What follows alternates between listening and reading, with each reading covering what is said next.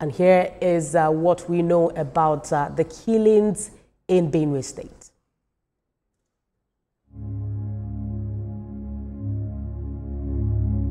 The killings in Benue State can be traced back to March 2017, where 140 persons were killed in Buruku and Zaki BM towns. In August 2018, gunmen killed at least 9 persons in Ntsejo, a community in Katsina-Hala local government area. On February 2018, police arrested 4 suspects in connection with the killings of 73 persons in Guma and Logo Council areas.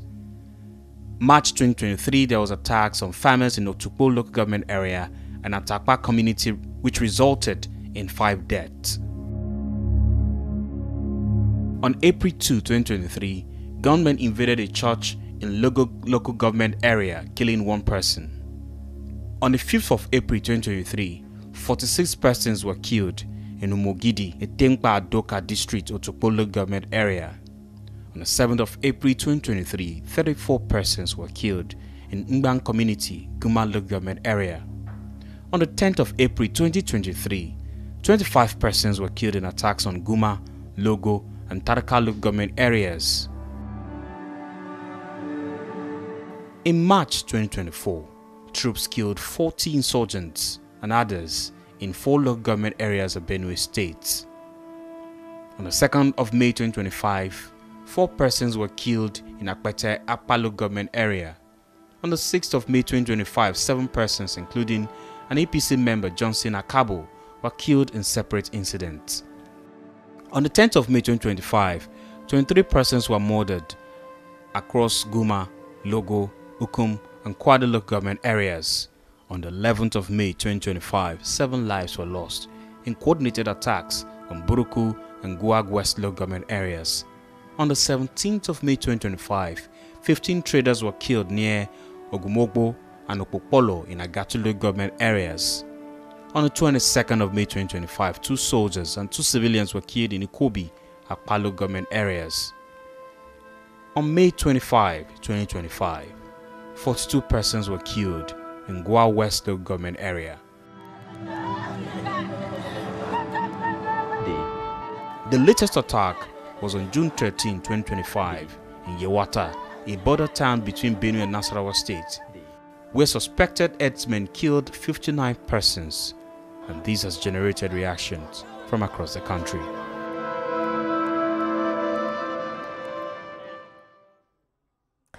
Sad one there in Benue State. For more on this development, I'm being joined by the CEO Security Watch Africa, Patrick Agbambu, joins us to give us an update on the situation there. Thank you for joining us. President Bola Tinubu has once again instructed security chiefs to restore peace in that state. But given the repeated nature of these attacks across the Middle Belt, how much confidence do you have in the effectiveness of these directives at this time? Yeah, thank you. First, I want to point out that, the last report did say that the attacks and the killings started in 2017. I beg to disagree because the major issue that started up or aggravated this Benue killing started in 2001, October 2001, incident where 19 soldiers were massacred by the Tiv ethnic militia group, and which led to the popular Zakimpiam massacre that we all that was ordered by the then president Olusegun Obasanjo. And so ever since then, Benue has been experiencing various killings, either within Benue or at the border with the Taraba state or with Nasarawa state. It's been a lingering situation that it's time to put a stop to it. Just the statement of Mr. President, I must comment that he actually said something that is very, very important, calling on the political players, the political elites, the community leaders, and particularly the governor of the state.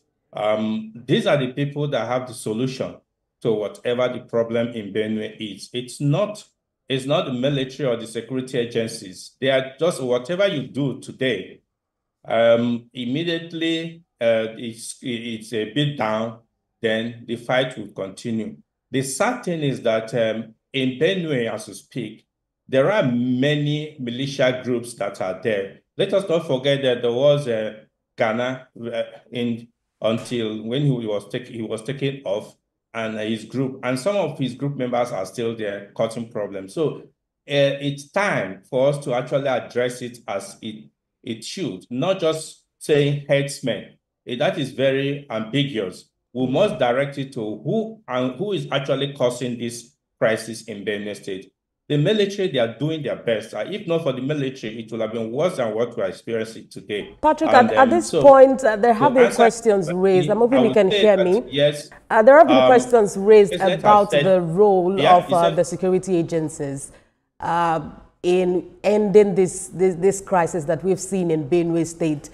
We've seen the National Security Advisor also say that the last attack was the end in that state, and also the Chief of Army Staff. But you've said that, you know, the governor and also the people in the state have a lot to do in terms of bringing this bloodshed to an end.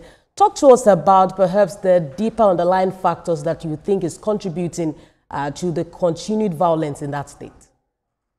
You see, like I was giving you a background, and there is already a deep-rooted discontent and mistrust that is entrenched within the people there. And there is allegation of issue of land grabbing and accusation of Fulani, using the Fulani headsmen and all that to cover up. Yes, there are criminal headsmen that are perpetrating this, and some of them are even not from within our country. Yeah, they are coming from outside. But to find a solution to this, if we must tell ourselves the truth, it lies within the state itself.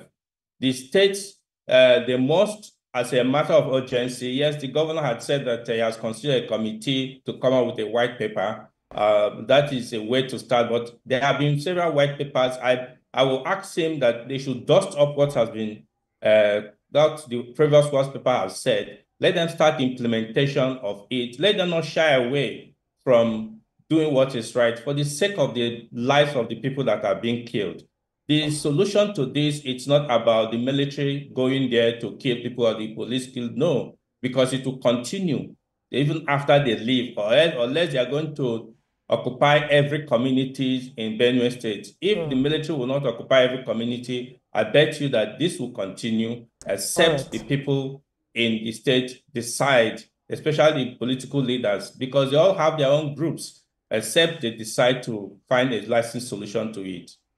All right, we'll just wait to see how, you know, the directives of the president is carried out. But it's a fine place to leave the conversation for now. Thank you for talking to us at this time. CEO Security Watch Africa, Patrick Agbambu. Thank you for joining us on the news at 1. Thank you. We're still watching TVC News.